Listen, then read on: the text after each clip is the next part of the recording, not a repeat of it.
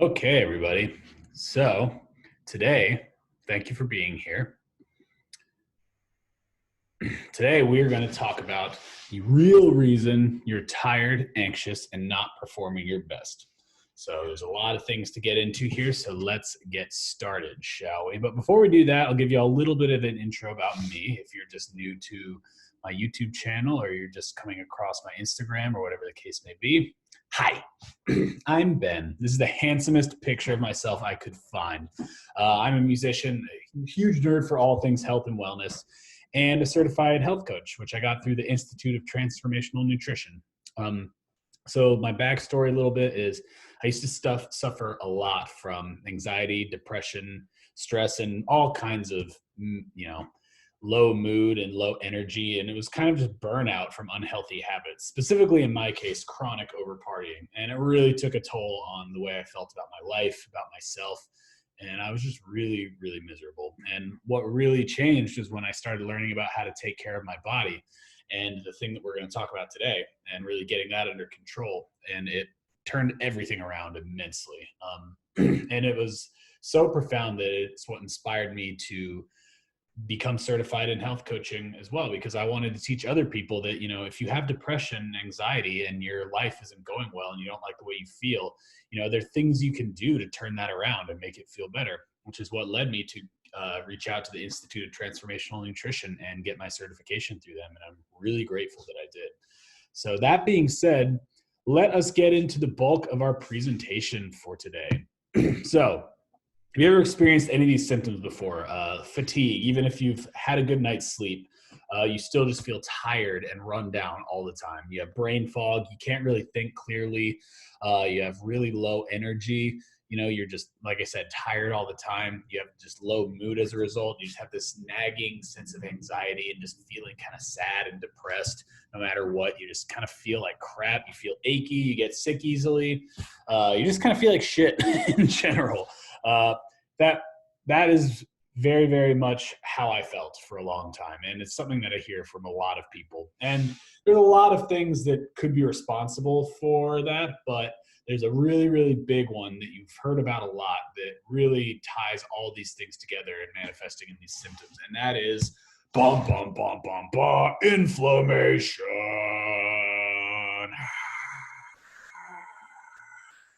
Yeah, it's a very popular word. I'm sure you've heard people talking about it a little bit more. It's definitely starting to get more mainstream attention beyond just the basic understanding that most people think of when they think of inflammation, like when your elbow swells up or something. And we'll talk about the difference between the two because it's really important. Because inflammation is, it's like I said, it's got two different real forms that it takes. One is the acute localized inflammation, which is actually a good thing. And then you have chronic systemic inflammation, which is definitely a bad thing. And so before we get into that, which is going to be what the most of the presentation is, we're going to start by talking about acute inflammation. So like I said before, this is what most people think of when they hear that word. It's basically your body's first responder to any type of, invasive presence or occurrence. By that, I mean, like, it could be an injury, like a trauma from being hit or cut or viral infection or burn or a toxin, whatever the case may be. And when that happens, your body basically summons all of these inflammatory mediators. It's like the troops, if you will. And they basically go to where the problem is and neutralize it. And when that happens, the blood vessels in the area widen. This is called vasodilation. And you have blood and plasma and leukocytes, which are kind of like T cells. They're basically, they combat foreign substances, and they all flow into the affected area, and remove pathogens and just clean up the damage, basically. Which is why when you get injured, like if you stub your toe or you smash your elbow with a hammer on purpose because it's fun, that's why it'll swell up and turn red. It's all of this stuff flowing into it to try and clean up the damage. And it also, your body will release a chemical called bradykinin, I'm not sure how you're supposed to pronounce it, but it basically increases pain sensitivity to the area. So that's another way it defends itself, by trying to keep this, fragile tissue away from further harm. So that's acute inflammation in a nutshell. And like I said, it's supposed to be a good thing. It's supposed to be in and out. It's a normal biological process. It's what you need to defend your body against, invasive things. However, what happens, especially more and more in modern society, is you have this immune reaction happening on a frequent basis, just consistently at a low grade level throughout the whole body. And this is what we call chronic inflammation. There's a lot of different words for it. Some people call it systemic inflammation, but I like chronic inflammation because it really is a chronic condition for many, many people. So we are going to get into what that is right now. So why is this bad? Well, in a nutshell, our bodies are not designed to be in this reactionary response state all the time. You know, it's like I mentioned earlier, it's supposed to be a quick in and out process, just enough to take care of the damage and be done with, not constantly going on. This weakens our immune system and our ability to just naturally be resilient to disease and infection. You know, when you have it happening constantly, it doesn't do its job when you actually need it to. And the main defining characteristic of this chronic inflammation is the constant presence of what are known as inflammatory cytokines. Okay, so pay attention to that word because you're going to be hearing it a lot over the next 30 minutes. They're basically like chemical signaling proteins. And what I mean by that is they send messages back and forth in the body. They're kind of like carrier pigeons, to use a relevant modern example. They basically say, hey, there's a problem happening over here. Let's all go and take care of it. And so they're in the bloodstream, making sure that happens. And when you have these cytokines, or otherwise known as inflammatory markers, constantly circulating through the body, it's bad news bears. Wah, wah. And what I mean by that is that it leads to a whole host of chronic diseases. Nearly every modern disease, everything from, and we'll talk about, you know, all the different ones, but everything from cancer, diabetes, you know, autoimmune conditions, cognitive diseases, they all have inflammation at the root of them at some point or another, as well as manifesting in some of those symptoms we talked about. So I'm going to give you a few examples right now and explain how it works. So big one is obesity, diabetes, and insulin resistance, which are kind of all connected. Many patients who suffer from type 2 diabetes, their blood work has come back showing with a high level of these inflammatory cytokines circulating in their body. The reason that is that inflammation, it can increase these proteins that basically decrease insulin signaling pathways in the body, which means your body no longer responds to the function of insulin. Now, for a quick little primer for anyone who's not entirely clear on what insulin does, it's a hormone used for storage, and it's secreted by the pancreas anytime you eat food. So when carbs or fat enter your bloodstream, insulin is secreted to take the sugar out of your blood in the form of glucose and distribute it to the various places like muscles and stuff like that. But when you're constantly inflamed, the insulin becomes less and less responsive. In other words, you become resistant to insulin, and you are left with these elevated blood sugars and triglycerides, which is another word for fats, floating around in your blood, which is very, very bad. And unfortunately, inflammation and insulin resistance, they're kind of working a vicious cycle with one another. So one can cause the other and vice versa. One of the reasons this is so concerning is that insulin resistance is, you know, very much connected to many, many, many diseases, including cognitive dysfunction conditions as well. So we're talking about like dementia, but then Alzheimer's, which they even call type 3 diabetes now because there's such a frequent correlation between the two. And then Parkinson's disease as well is another example. So that's, you know, a brief, and you could talk about how inflammation affects obesity and diabetes and how those things are, why they're so dangerous. But that's kind of a brief little rundown on that part. Heart disease.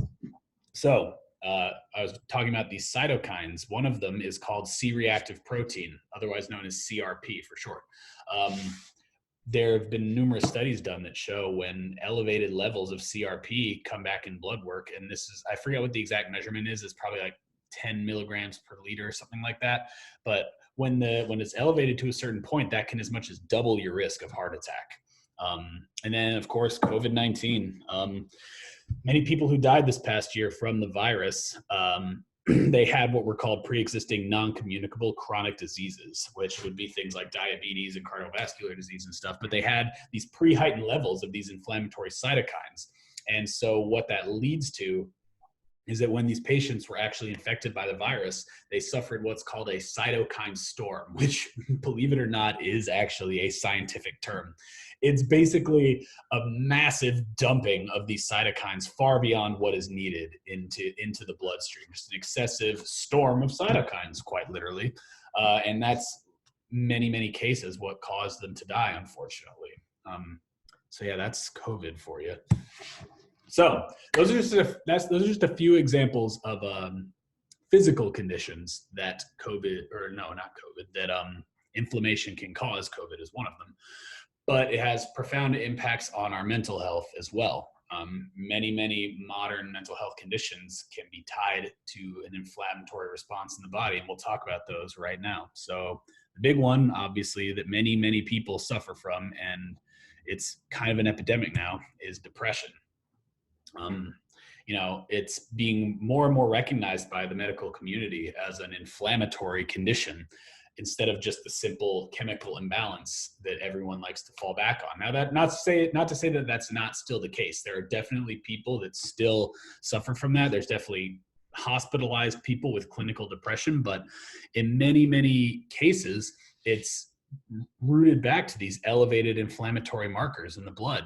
And, it's even been shown many patients who are diagnosed with depression have been shown on their lab work to have these elevated inflammatory markers in their blood. A couple examples I'll give here are interleukin-6, tumor necrosis factor alpha, which is just so metal, and interleukin-1 beta. Just a few examples. And you can actually test for those.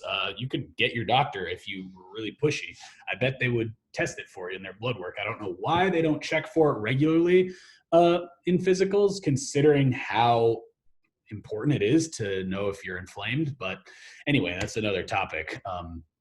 So what happens is, as it pertains to depression, is that you have what's called neural inflammation, or brain inflammation, basically. And this is basically another way of describing a heightened immune response in the brain. So your brain has these cells called microglia, or microglial cells. These are basically your first responders in the brain. And when these are activated, more of those pro-inflammatory cytokines I keep talking about, those are released and make it into your brain's circulatory system, which is what triggers brain inflammation. Along with that, there's a lot of evidence that shows that this inflammatory response can actually block the ability of your neurons to produce serotonin. So we all know that serotonin is the happy chemical. And when you're inflamed, this can impede your ability to produce it in your brain, which of course will manifest itself in depression, being in a bad mood because you don't have the happy hormone that you need. Let's talk about the blood-brain barrier too, because this is really important. So the blood-brain barrier is basically a protective coating that surrounds your whole brain. It's made up of like one or two kinds of cells. And it basically guards your brain against any kind of invasive pathogen or other chemicals that might be in your bloodstream from getting to your brain. It's so protective. In fact, I just learned this recently, that you could have a brain tumor, and if you were to inject chemotherapy into someone's blood, it wouldn't make it to the brain. That's like how protective it is. However, can be broken down when you're chronically inflamed. When the more and more this blood-brain barrier breaks down, more of these cytokines enter into the circulatory system of the brain, furthering this process of inflammation. It's when you have this chronically overactivated microglia, that word I just taught you, this can add to all of those problems that we're talking about. And it can also alter the synaptic plasticity of your brain, which is kind of like a fancy way of describing just the general malleability of your brain tissue. And when that happens, this affects your ability to form new memories and to learn new things. So it really has a devastating impact on your brain when you're having this chronic state of inflammation. What else we got here? Fatigue. This is a big one, because this is one just that anybody could relate to. When you're feeling just generally run down and burned out and tired all the time, which is something I hear so many people say, I think many times it's a result of this inflammation. And the reason why is because the inflammatory response demands a ton of energy from the body. Like I said, it's when you get sick, you notice how you get tired. Well, it's not because there's something in the virus that like say you catch the flu. It's not like flu makes you tired. No, it's the inflammatory response sucking all of the energy up to keep you from getting up and moving around, so it can use that energy to deal with the virus and restore you back to homeostasis, basically. So when you're constantly in this inflamed state, your energy is being zapped nonstop at a very low level. This is largely due to the fact that, inflammation affects the way your cells metabolize glucose, which is your primary source of energy. And so there's less of it available to the mitochondria of your cells. The mitochondria, for those of you who don't know, is where all energy is produced. And when there's less glucose available to the mitochondria, you do not have as much energy. And there's less nutrient availability, which impacts your organs. Once again, it has a lot to do with insulin resistance, because when you're insulin resistant, you're not able to get as much glucose into the brain. And when your brain runs primarily on glucose, no matter what, even if you're on a ketogenic diet and running off of ketones or whatever, having glucose is a must for fueling your brain. And when you're inflamed and insulin resistant, this greatly limits your ability to do that. So that's fatigue.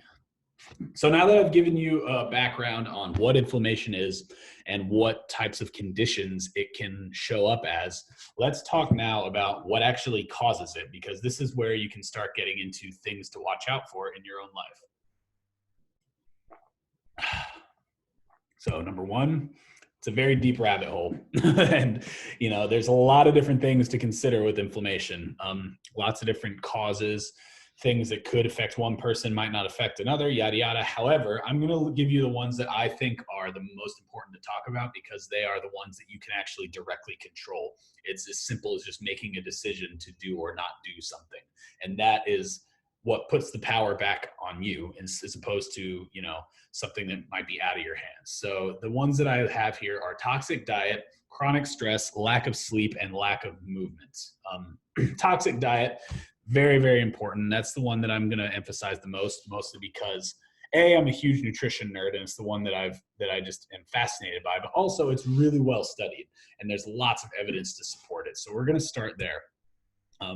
With diet, it's important to know that not everything is going to affect everybody the same way.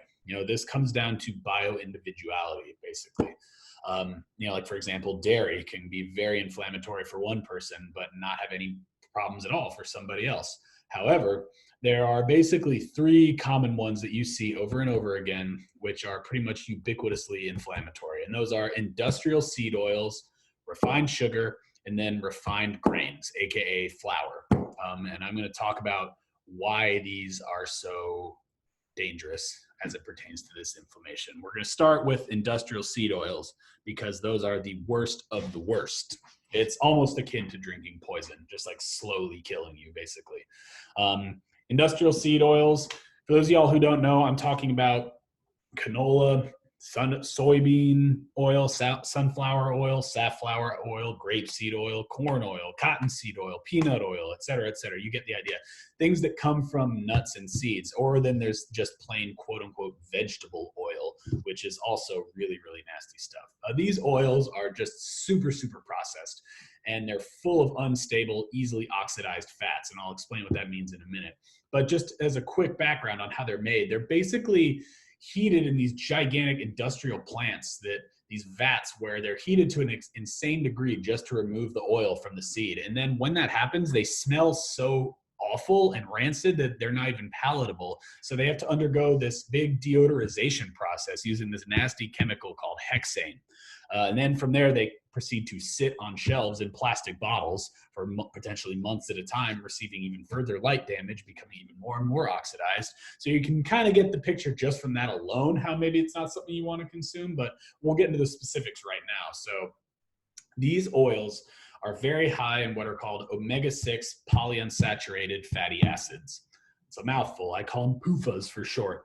But basically omega-6s, we don't need to get into specifics about what that means as far as carbon bonds and stuff like that. That's not useful in practical terms. But basically you have omega-3s and you have omega-6s. You need both. You need some degree of omega-6s. However, you do not need anywhere near as much as we are consuming in modern society, largely in part because of these vegetable oils.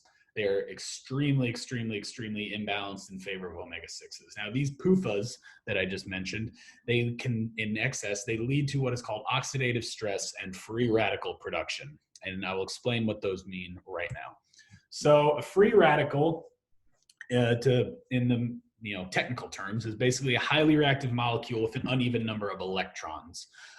So what I'm getting at is that basically they're made when oxygen reacts with another molecule, and this is called oxidation. Now, to understand oxidation, think about it as sort of like rust, or like leaving a piece of fruit out on the counter. That's basically what happens in the process of oxidation. And that's what's happening inside your body when you consume these oils, because what happens is free radicals basically interact with other molecules and create more. It's almost like a forest fire, the way it spreads, or I've seen it written by one author, described it as like a zombie apocalypse, right? Because it literally functions in a similar manner. They come in contact with molecules, create more and more, and you have this big chain reaction of these reactive molecules inside your body.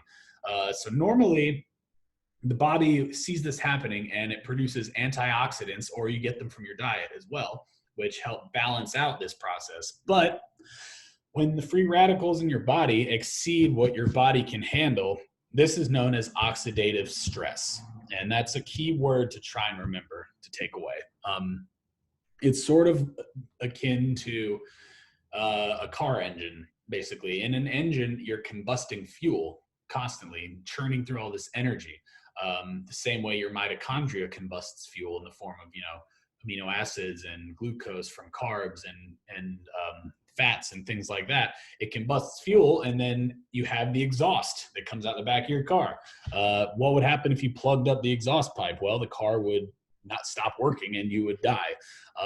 And because that's basically the equivalent of excessive oxidative stress. This process, this chain reaction, very, very inflammatory. It's definitely not supposed to be occurring. And this can damage your DNA, it can damage your tissues, it can damage all kinds of other cellular structures in your body and weaken you and break you down, to put it bluntly, over time. So that is really the main thing that is so important to watch out for, and to know why these oils are so toxic for you. They just are very, very inflammatory because of these omega-6 fats. So now we are going to move on to refined sugar. So obviously you've heard that sugar's bad, or whatever. But let's talk about why that is exactly. There is data that shows a correlated increase between excess sugar consumption and an elevation of these inflammatory markers in the blood. So it's not just a theory. Sugar is a huge factor in obesity and insulin resistance, which, if you remember from before, insulin resistance and obesity are both very inflammatory conditions. And not only that, but sugar also has a huge role in depression. They did a meta-analysis in 2019. So a meta-analysis, if you don't know, is basically a study of studies. And there's like 10 different studies. I think it was like 27 to 37,000 people, something like that. And they monitored their sugar intake via common sodas. And when they were drinking 2.5 cans of soda per day, which sounds like a lot, but you'd be amazed how common it is that people would consume this much sugar. It's about 98 grams of sugar. There was a 25% greater risk of depression in these people. One of the reasons that is because when you have all of this sugar entering your body, this floods your brain with all this excess glucose, way more than it needs, which can trigger neural inflammation. If you remember me talking about that before, that was microglia become activated and the process starts, but inside your brain. And that is a very, very common reason why sugar might be responsible for depressive symptoms in people. And then another less studied, but a pretty interesting idea is that they think it might even damage your gut microbiome by feeding the wrong bacteria. So quick little summary of microbiome. It's basically the community of bacteria living in your gut that produce other kinds of, some of them produce short chain fatty acids, and they produce all other kinds of chemicals in your body, and they play a big role in the way you feel and how your body functions. And you want good guys down there. You want the ones that are your friends. Sugar, however, feeds the bad guys, the bad bacteria, because there are pro-inflammatory bacteria that can exist in your microbiome. And when you consume these simple sugars, you might even be feeding those and creating more of them. So that's something to be aware of as well. So refined grains. So grains in their whole natural form are not necessarily bad. you know, especially when you're eating like a proper whole grain, because it contains the whole plant, has its fibrous hull, and it has, you know, it's the fiber containing, you know, the bran, the sperm, and the endosperm. And when you have flour, you're basically processing it and stripping all of that away and leaving just the starchy endosperm, which is very, very nutrient depleted and also very, very high glycemic index, meaning it'll spike the hell out of your blood sugar. And we keep coming back to that. Chronically elevated blood sugar from toxic diet leads to metabolic dysfunction, insulin resistance, and can cause obesity, which, as you know, can lead to depression and all of these other things that we keep saying. And again, just like the sugar, they think that it's very possible that this low quality flour, this nutrient depleted, high glycemic flour, can also feed the inflammatory gut bacteria, which furthers the inflammation in the body. It also has been shown to potentially affect people with blood pressure issues and hypertension. Many people who have high blood pressure have been shown to have these, they have been consuming high amounts of these grains. So there's a very strong correlation there. And part of the reason they think that is, it could be because of the gluten in it. Now, won't go too deep into the rabbit hole about gluten because it's a very contentious topic. And to be honest, I don't have a 100% firm stance on gluten one way or the other. What I will say is this, that you do not have to have celiac disease to be sensitive to gluten. One of the reasons that this is that gluten contains a specific protein called alpha gliadin. And this protein, alpha gliadin, can actually damage your gut lining. And when your gut lining is damaged, it means that other food and undigested food particles and things can cross your intestinal barrier and get into your bloodstream, which is where it's not supposed to be. And guess what happens when things that aren't supposed to be in your bloodstream enter into your bloodstream? Inflammation. So that's just an example of what gluten can do. And another interesting fact about that is that there have been studies showing that patients with depression had levels of alpha gliadin antibodies in their blood, which means that these people who were suffering from depression had been consuming gluten, and their body responded to it as a threat and reacted by producing antibodies to try and combat it. So that goes to show you that consuming gluten can lead to an inflammatory response, regardless of whether or not you have celiac disease. And that, again, comes down to bioindividuality. It's going to affect everyone differently, but it's just something to be aware of. So that's all the food stuff. We're going to talk now about some lifestyle factors that can contribute to inflammation. Big one being chronic stress. The reason this is when you're chronically stressed, you're basically in a state of reactivity or survival. You know, it's like your brain and your body doesn't know the difference between, you know, being actually threatened by a predator or just you having a stressful thought about your job or your relationship. The body responds the same way. It thinks that it's being threatened, and as a result, it down-regulates all these other biological functions and upregulates pure survival, which is that inflammatory response. This is called sympathetic nervous system. Then you have, to balance that out, the parasympathetic, which would be the rest and digest, and then sympathetic is fight or flight. When you're chronically in that fight or flight state, that's sending the signal to your body that something is wrong and needs to be dealt with. Part of the reason that is because of cortisol. Now, some of y'all probably already know what cortisol is. It's a pretty well-known thing, but it's basically the stress hormone in your body. It's not bad. We need cortisol for certain things. Like, for example, it wakes us up in the morning, or when you exercise, cortisol spikes. So it has its place when it's, you know, regulated in tightly controlled fashion. But when it's constantly elevated, this impedes its ability to regulate the immune and stress response in which it plays a role, which is not what you want. And so chronic stress, as a result, can stimulate these pro-inflammatory cytokines that we keep describing. So that is something to be aware of as far as stress and how it can play a role as well as affecting your physiology beyond just having stressful thoughts. Lack of quality sleep is another one. There have been a couple studies that show that when people consistently sleep 6 hours or less per night, that can increase C-reactive protein, or CRP, as we mentioned before, as the one that played such a huge role in heart attacks. And this is just from chronically undersleeping. So that's something to be aware of as well. Lack of movement big one. You know, sedentary lifestyles are very, very bad for your health. Not only mental, not only physical, but I mean, it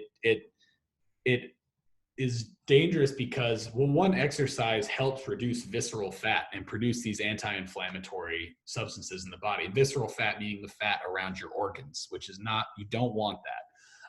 You want it to be as low as you can get it. And belly fat, for example.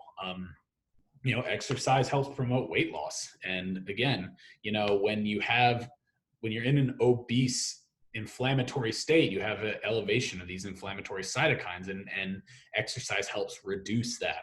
Not only that, but you know, obesity is linked to depression very commonly as well. And exercise has been shown to be incredibly effective in treating depression.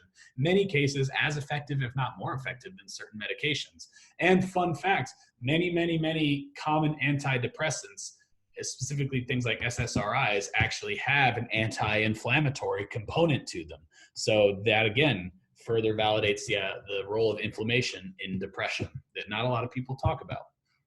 So now that I've given you all of this information, you have what inflammation does, what it is, what causes it, what can you do to mitigate some of these things. Here, well, I'm going to give you some tangible action steps that you can take. And some of it will kind of be like restating what I've just said, because it's going to be kind of like, what did I say? Don't do that. But we're going to start with some food stuff here. So the pantry cleanup, classic thing you can do that would be very easy. Basically clear out any of these nasty oils that I was describing before, or any of these processed white sugars or processed grains and flour. And don't just remove bags if you have like a bag of sugar, but check the labels for the stuff you have. You would be amazed at how common it is for these things to sneak their way into the ingredients list, especially these oils or sugar in places you wouldn't even expect. Like bread, for example, contains sugar often. You know, and to what degree you want to do this is up to you, but this would be an easy, manageable way to ensure that you're limiting your exposure to this inflammatory process. And some of the things you can replace these with, for oils, for example, I love avocado oil. Very, very heat stable, does not cause this massive omega-6 cytokine storm that I was describing before. Chosen Foods and Primal Kitchen are great brands. It's only like $1 or $2 more and totally worth it. Unrefined coconut oil, if you don't mind the flavor, another great option. Extra virgin olive oil is phenomenal. And one thing I will say about that is that quality is huge for extra virgin olive oil. You do not, if you're buying olive oil and you get something in a plastic bottle and it has like this pale yellow color, then that's something that's probably going to be cut with low quality oil. Unfortunately, it's not very well regulated and it happens a lot. So definitely make sure you're getting a good quality extra virgin olive oil, and also cooking at a lower heat, because it can denature easily. And you know, that's that whole smoke point thing, which I'm sure you've heard about. And then you have grass-fed butter and ghee, also great options to cook with, tallow, you know, things like that. As far as sugar goes, I'm a big fan of monk fruit. It's a 1-to-1 replacement for sugar. Lakanto is the brand I like. It's the red bag. You can find it in like Walmart and most grocery stores. It's pretty common now. 0 calories, 0 glycemic index is good stuff. Stevia, if you don't mind the flavor. And then some natural ones like organic raw honey or organic maple syrup. I mean, again, don't overconsume those things. Those can still mess up your blood sugar if you absolutely house them down, but they are a natural, real food with other nutrients in them. So they're definitely a better alternative to just plain simple sugars. And then as far as flour goes, I love arrowroot flour. You don't even notice the difference. It works just as well as just a white flour, but ground up root instead of, you know, that processed starchy grain that we were describing. Coconut flour, almond flour. There's a bunch of other ones too. Those are just kind of some of the popular ones that come to mind. So that's kind of the pantry cleanup, which is the first thing I'd recommend anybody does if they were trying to improve their diet before anything else, would be to remove these oils. That's really the number one. But then these other things, if you did all of that, you would definitely notice a difference. And then some things you could add. Definitely want to make a priority of eating omega-3 rich fish or taking a good quality fish oil. Omega-3s have been studied numerous times to have really beneficial impacts on inflammation. They're highly anti-inflammatory. And not only that, but they also aid the structure of your cell membranes in the brain. So the cell membrane is basically the barrier, the border around your cell. And what you want is for it to be very malleable and fluid, because the type of fat you consume actually gets absorbed into your body and your body integrates it. When you overconsume these omega-6 PUFAs that I was describing before, that makes the cell membranes become very brittle. And what that affects is your ability to signal different neurotransmitters like serotonin. So when you have a more malleable fluid membrane, like you would if you ate more omega-3s, serotonin, for example, is able to move back and forth between the different cells more easily, which is pretty cool. It's probably a big reason why omega-3s are so beneficial in treating depression. Good acronym to remember what kind of fish to buy is SMASH, which is sardines, mackerel, anchovy, salmon, herring. Those are all probably the most readily accessible and highest in omega-3 content fish that you can buy. And then other foods that you could eat more of are just kind of your standard high antioxidant foods. Remember, we talked about oxidative stress. All these foods help to combat that. So extra virgin olive oil, again, good quality, dark glass bottle, rich green color. Pastured eggs, specifically the yolks. Okay, don't throw away the yolks. The yolks is where all the nutrition is, guys. It has just about everything you need in the yolk. Berries, really any berry, but blueberries are kind of the rock star. They have that purple colored, which is due to something called anthocyanins, which is like an antioxidant plant pigment that's actually present in all purple foods, like purple cabbage, purple potatoes, beets, etc. Turmeric, very popular, hip, trendy spice, but for good reason, because when you consume it with black pepper, the black pepper contains a chemical called piperine, which activates the anti-inflammatory component of turmeric, which is called curcumin. So they work together and they help modulate the inflammatory response in the body. In addition to that, cruciferous veggies like Brussels sprouts and broccoli, for example, they contain sulforaphane, which has been shown to modulate inflammation and can actually detox heavy metals from the body, which is pretty cool because metals can definitely get into your food pretty easily, or especially if you're drinking tap water, for example.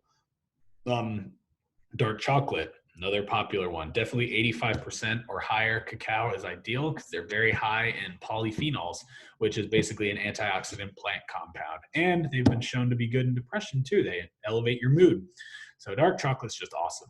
And then, if this sounds like a lot of information, a good, simple strategy to just make sure you're checking off your boxes is just buy as much locally grown pastured stuff at the farmer's market as you can. That is, unless the vendor is lazy and they really are spraying their crops with tons and tons of pesticides.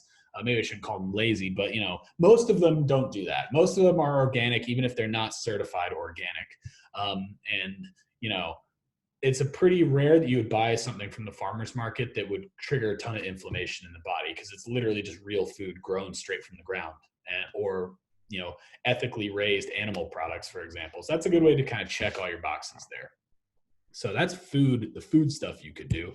Let's talk about what you can do for your sleep. So you want to have your schedule set up to where you can get at least 7 to 8 hours of sleep opportunity per night. What I mean by that is, obviously whether or not you sleep can be tough for some people, but at least give yourself the window of time to have the chance.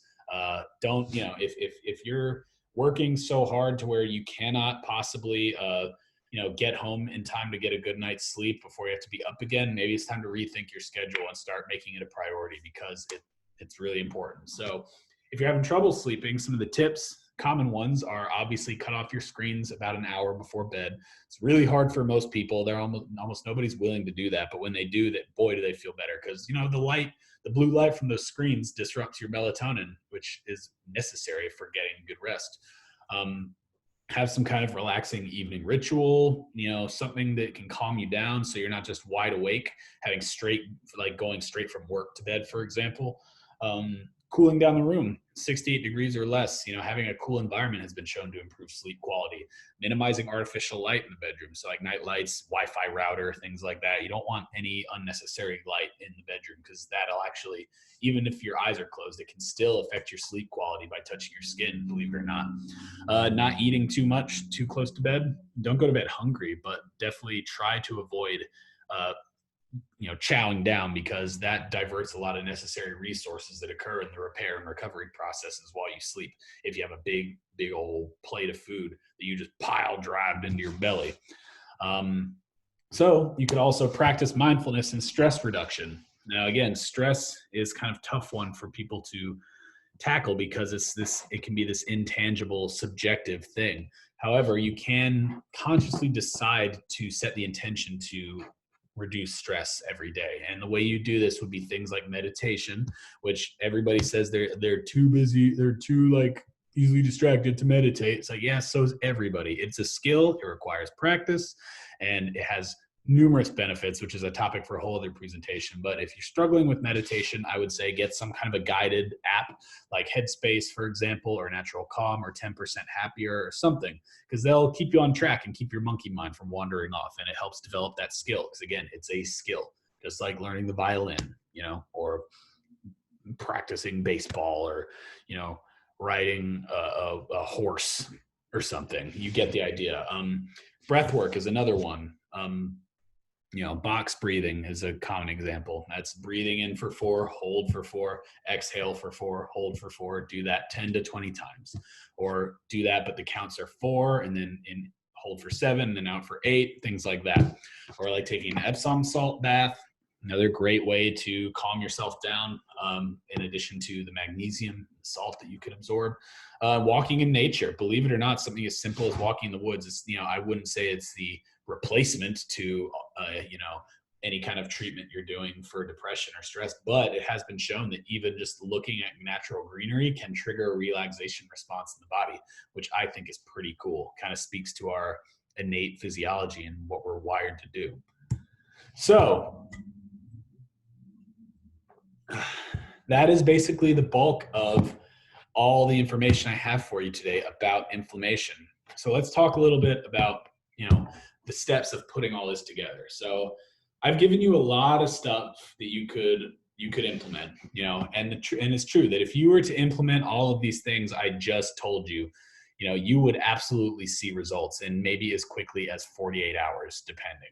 But the question is, are you actually going to do it? Lots of people know what they should do, but not everybody actually knows how to show up and make themselves do it. And that requires a serious mindset shift, and often requires a lot of additional support, which is exactly why I created the Body to Brain Blueprint, which is the very cute name for my coaching program. And I named it that for a reason, because when you're treating your body right and getting your body to produce energy and not be inflamed and feel good, that easily translates to your mood. Like I mentioned before, I come from a background of depression and anxiety, and it wasn't until I noticed how good my body felt that my mind started clearing up and the negative thinking started to go away. When your body feels good, your brain feels good. And that's really what the foundation of this program is built upon.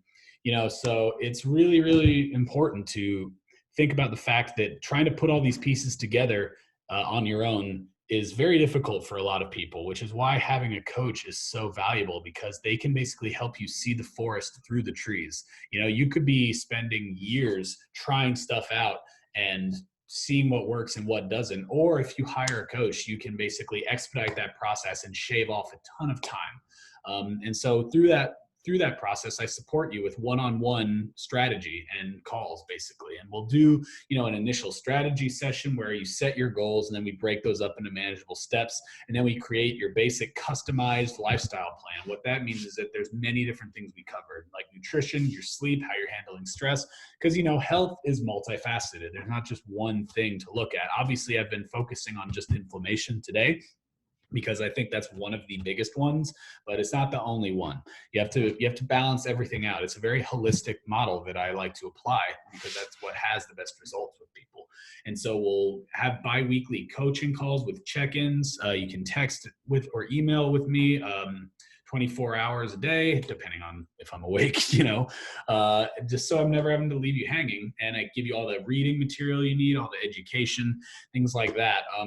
And it's really important to be aware that there's no shame in asking for support, because again, all of these things are so hard to try and see through, which is why having an objective third-party perspective who can maybe help you notice things that you're not seeing is so valuable. And I wish I had that earlier on, because I probably would have come to where I'm at now a lot quicker.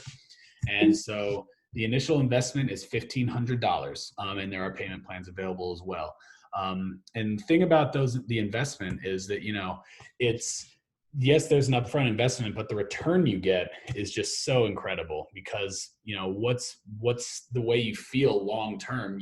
My clients have all basically reported the same things, which are basically, increased energy, increased productivity, and above all, they have a whole new mindset with the way they approach nutrition and health, in that they don't feel restrictive anymore. It's like they have this intuitive ability to make a healthy choice without having to overthink it. Because all the time you hear about people having this paralysis of analysis because of this massive bombardment of information being thrown at you from the internet, and it becomes impossible to know how to do, what to eat, what not to eat, what to do, because you're constantly stressing yourself out.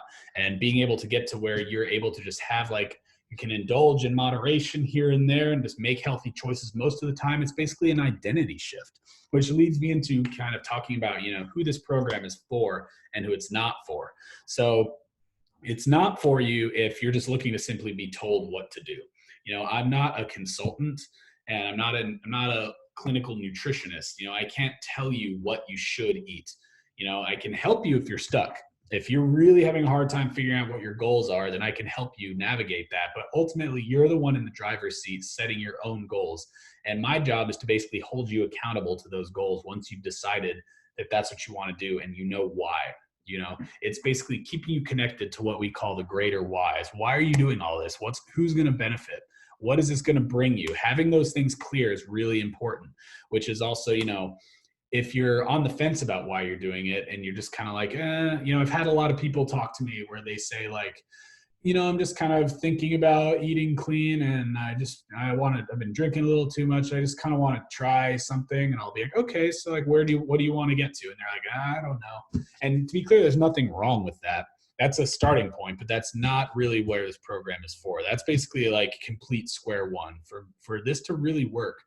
The best results are going to be once you've already decided what it is you want to get to, how you want to feel, the person you want to be, and made the decision that you're going to get there no matter what, and that you just need some support along the way. That's the smartest way to make those transformations. And then above all, probably the single most important thing about seeing successful results when you're coaching is to be willing to try new and possibly unfamiliar things. I can't stress this enough.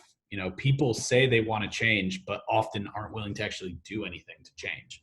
You have to be willing to let go things that aren't serving you, even if those things are very comfortable, be it your favorite food or alcohol, big one, or, staying up late and watching Netflix, all these different little things that might be holding you back and making you feel crappy. But in order to become that new person, you have to be willing to be malleable and adaptable and try new things, because no great thing was ever achieved by staying the same. It sounds kind of very obvious, but you'd be surprised how resistant some people can be. So coming into it with that mindset of I'm going to try new things and become a new person, that is so important. So if you have all those things dialed in and you feel ready to roll and you're like, this is where I want to get to, hell yeah, then we can talk. So I would love to just have a call with you. I'll post a link to that here at the end of this presentation, where you can find me on my Linktree, where you can book a call, and it's free. Just 30 minutes or more, just a way to talk and see if we're a good fit. I'm not going to try and be pushy or anything like that. If it's not a good fit, then I won't try and sign you as my client, because we won't see results and we'd both be dissatisfied. And I don't want that for you. So that's about all I've got for you today. If you have any questions, you can find me at these places. I'm on Instagram, benmeltoncoaching@gmail.com is my email. Here's my link tree right here, which kind of has like all my stuff on there in an easy to navigate format. And that's it. So thank you guys for hanging out today. And yeah, look forward to talking to you all again some point soon. Take care. Bye.